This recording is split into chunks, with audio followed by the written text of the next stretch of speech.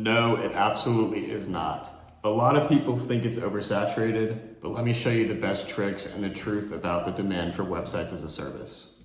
My name is Casstevens. I've built over a dozen websites for over a dozen happy clients, and now I'm just sharing everything I know.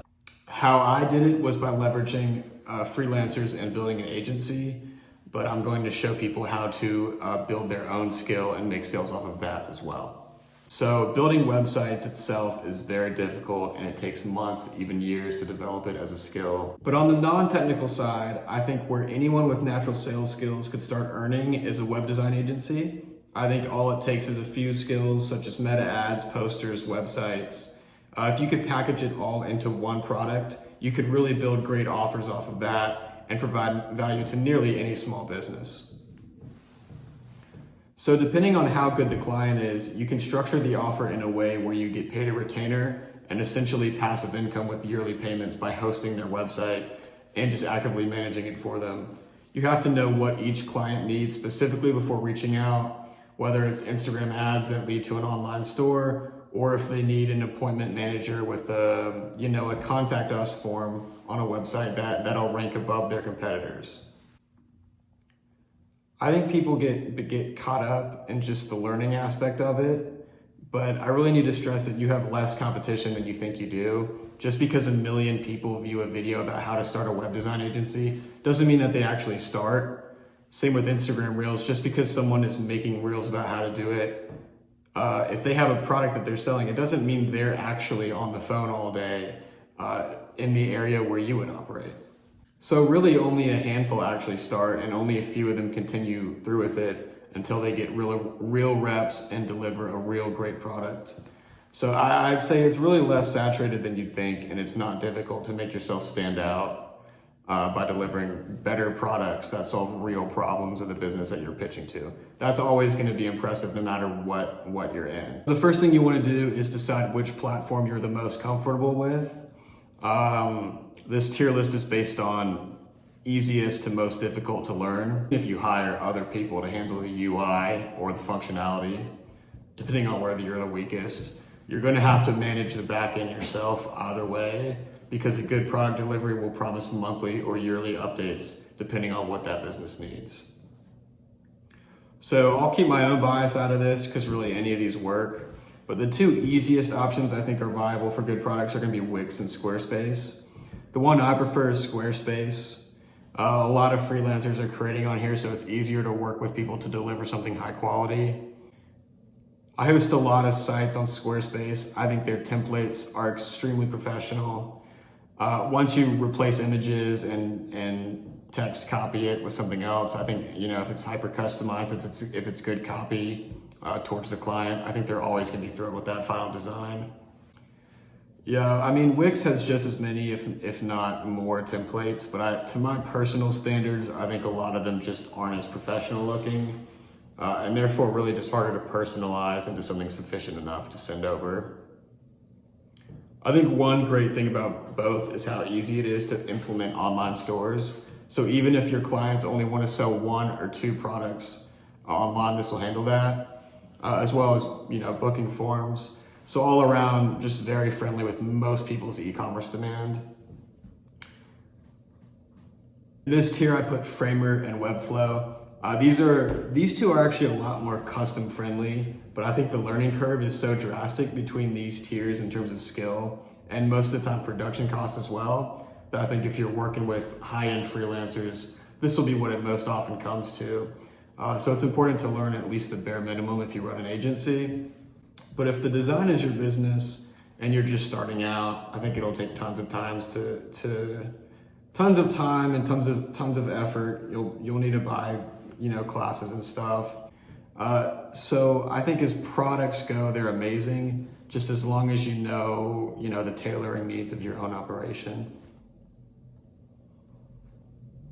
And then down here we have WordPress. I think this is actually getting a lot more common nowadays.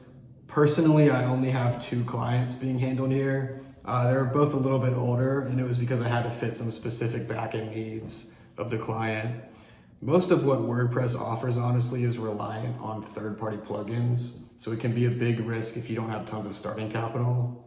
And the plugins that they offer, they all work differently. They're all made by different people. So, they all have their own back-end UI that gets really tricky if you don't have expert help or if you haven't used those exact plugins before. And then of course, if you need customer support or you get stuck during something, they're all managed by somebody other than WordPress. So it's really just good luck to you if that happens. If you aren't someone that's going to be entirely involved in the production design and you're more of a salesman, then finding someone who's great in WordPress and hiring them is definitely a great option. And then the last option is just coding. I'm not going to go too in depth on this just because if you want to get started quickly, then this option is just nonsense. Like, why would you start to learn coding in 2026? And if you're already able to code a website, then this section of the video won't be what provides you the most value. So we can just move along. Why people would choose you, why people would choose your services. So you may be doubtful, you may be wondering why, if it's so easy to put a site together on Wix or Squarespace or hire a professional, why would businesses pay you to provide this as a service? And the really simple answer is small business owners just don't have the time to add an extra skill to their resume. They're handling leads, hopefully in person, so you can offer them online ones as well. They have a lot of the time they're spending their work days in their place of business. They really just don't have the time for it. And then the other answer is they may not just be aware how an online presence could actually help them. And likely they haven't been offered a website to be done for them or presented to them. So most businesses that you can meet with will just say, yeah, we definitely want one, but we haven't gotten around to it. And then from there, it's your job to highlight value in it so that you can, maybe up their ticket price. For example, really, imagine like what a great lead would look like what your ideal client goes through day to day. And for me, I think some of the best examples to close are restaurant owners. So take a restaurant owner, for example, think about their day-to-day life. They spend all day managing people's schedules, handling actual day-to-day operations. They have long shifts, they're handling food. And it would just be absolutely ridiculous of them to dedicate 3 hours a day for months on end to become a professional website designer, to design their own website and then just quit. And really the last thing that most of these business owners need is computer problems or technical difficulties. So it's really just so much easier for them to pay a few hours or just a few days of work to have it done for them and done very well. So just choose a platform to create on, build a nice agency framework and just get to work. That brings me into structuring your actual offer for them. So I'll touch on this super fast and then go into pricing. But obviously people aren't going to buy a professional website presence if you yourself don't have a professional website presence. So I think for agency owners, you really need to have a cool website yourself. But look at the best website hosts and the best design agencies in the country. They all have awesome websites that for the most part are a little minimalistic, but that's not because necessarily their brand is super modern. That's not necessary.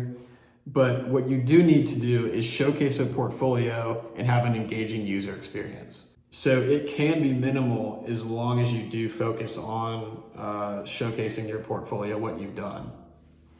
In a way, preferably, that's an engaging user experience. It's some cool features, And if you don't have the budget or the ability to set up something like that, you need to at least have a portfolio or a showcase. You can set up a one-page card website that externally links to the websites that you or your designer have done, but make sure you can ethically take credit for them.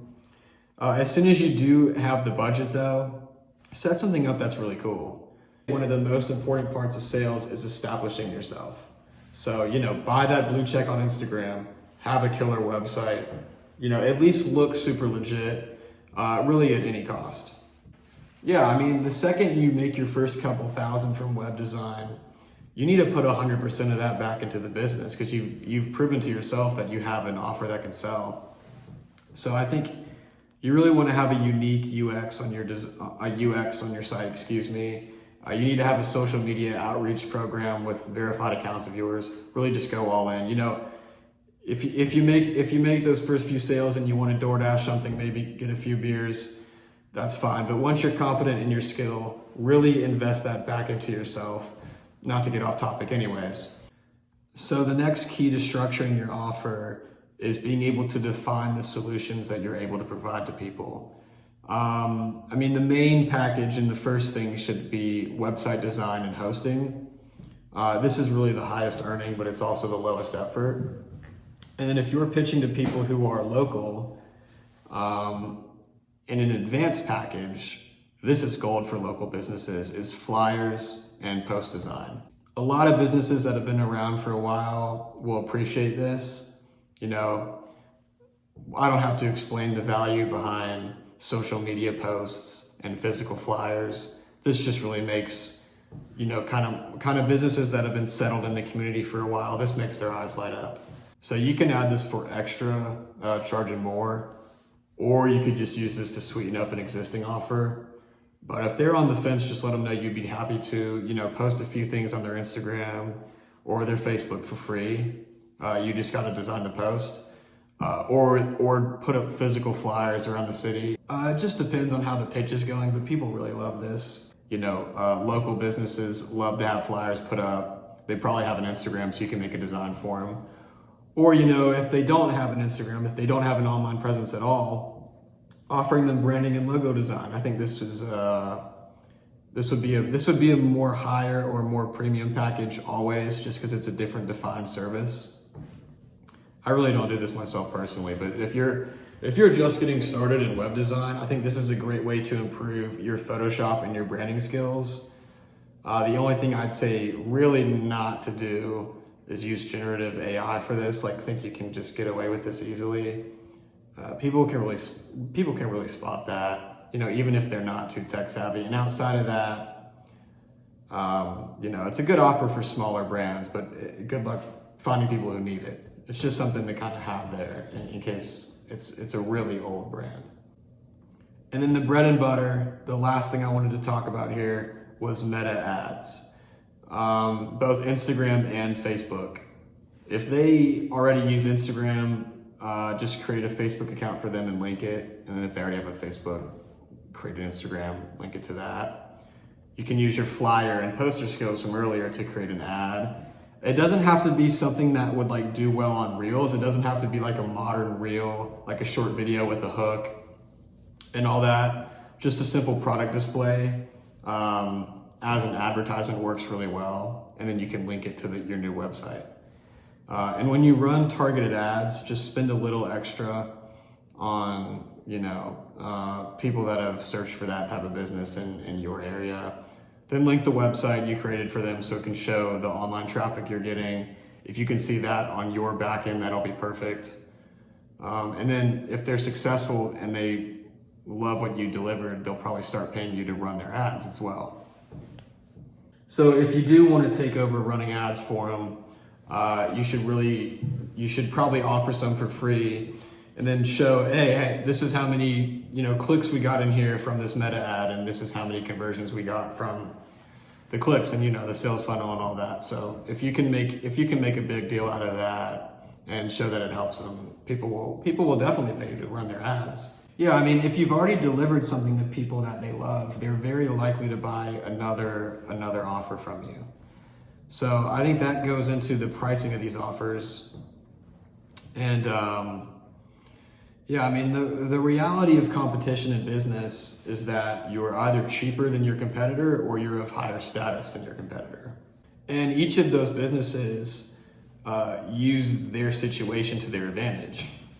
So like the smaller or the newer business with less clients can pitch exclusivity of attention, and then the bigger ones can pitch exclusivity of product. So for example, the smaller one can give more attention to whoever they take on. So when they're pitching someone, you can highlight A, your skill in web design, and then B, the amount of time that you're gonna be able to take to dedicate to them. On the other hand, if you're very well established and you have more room to set your own rates, you know, at whatever you know is worth your time and ability, that's an advantage as well, obviously. So a lot of you watching are going to relate to the first guy who's just starting out and are going to be more comfortable pitching yourself under a cheaper structure. I would actually advise against that because you're selling to people who already have money. Whether you're a new guy or not, if you're in web design, your client prospects are going to be already functional cash businesses. So I think the logic of pricing in B2B and B2C are going to be much different. So if you're really confident in the quality of the product you can deliver and they're confident in the results that they're receiving, I advise you to price your packages between $500 and $2,000. And that's on the lower end, to be honest. So if they're not going to go with you at this range, it's because they either don't have the cash in hand to invest back into their business, or they don't think you're serious enough.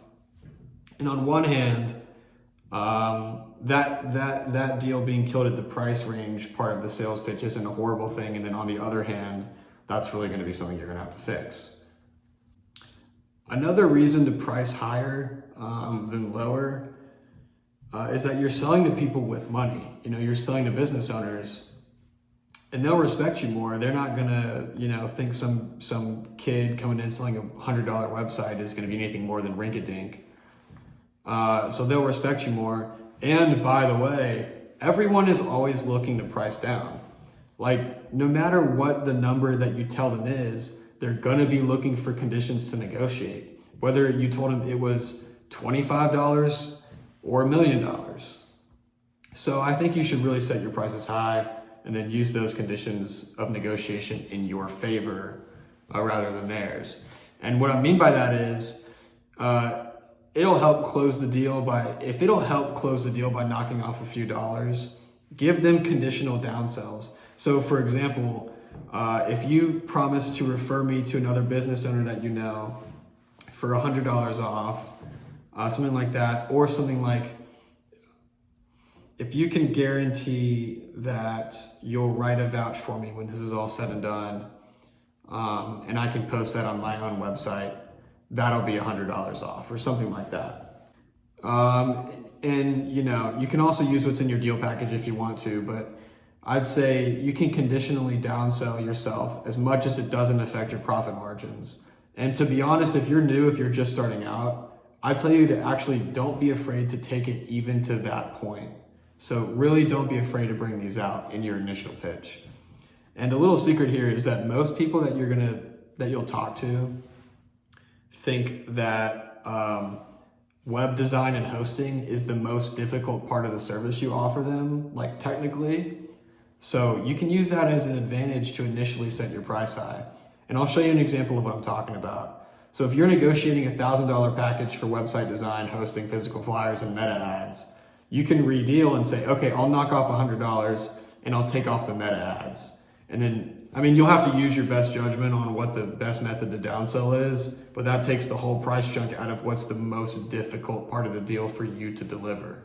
So when you reduce the cost, you'll either have to add an extra condition that sounds more difficult than it is, but can benefit you or your business and something that they'll be happy to do. Or you have to take away a service that's more difficult to do than it sounds, if that makes sense. The next part of starting out, obviously, is gonna be finding customers. Obviously, I'm not gonna go into visual details here, just because I don't want to upload anyone's personal information. So I'm not going to go on Google and search for clients right now. And I also don't want to give out too much sauce. But it really is just as simple as working on Google Maps, searching for cash, searching for service-based businesses that have repeat local customers. That's going to be the key. So here's a great list of people to work with. Bars and clubs, restaurants, personal trainers, contractors of any sort. There's really no concrete advice as to what type of business to prioritize or who to really reach out to. People will say, oh, landscaping in your area is the easiest to start off of. But I'd say reach out to people who are in fields that you have relevant knowledge or a connection to already. And I think that'll really help with your first impression. if you're like new to sales and you don't know how to give those impressions, or you don't have a super stacked portfolio. So it's gonna matter even more what you say initially. So like if you're a fitness guy, just really start showing up to new gyms, ask where the owner is, and then show off your skills, show off whatever else you've done. You know, if you have connections that are like big time lawyers or something, then find local law firms. Oh yeah, law firms are a good one too. And then use your existing connections to your advantage. So just talk to people who you know you have something interesting to say outside of how a website's gonna help them pretty much.